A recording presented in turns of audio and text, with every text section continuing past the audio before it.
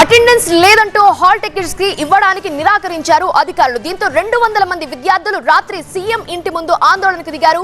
Breaking news చూస్తున్నాము. CM Revanth ఇంటి దగ్గర రాత్రి విద్యార్థులు ఆందోళన చేపట్టారు. అటెండెన్స్ తక్కువగా ఉందని, హాల్ టికెట్స్ ఇవ్వటం లేదని ఆవేదన చెందారు.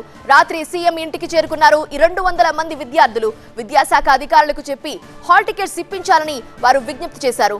అటెండెన్స్ తక్కువగా ఉన్న కారణంగా కాలేజ్ యాజమాన్యాలు హాల్ టికెట్లు ఇవ్వటం లేదని సీఎం రేవంత్ రెడ్డి ఇంటికి చేరుకున్నారు పాలిటెక్నిక్ విద్యార్థులు. సీఎం ను కలిసి తమ సమస్య చెప్పుకునేందుకు సూర్యాపేట, సిద్దిపేట, నల్గొండ, హైదరాబాద్ కు చెందిన 200 మంది విద్యార్థులు వెళ్లారు.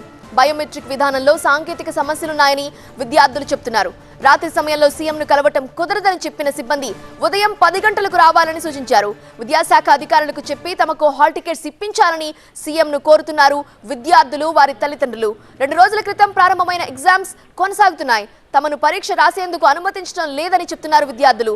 ఇవాల్టి నుంచైనా పర్మిట్ చేయాలని విజ్ఞప్తి చేస్తున్నారు స్టూడెంట్స్.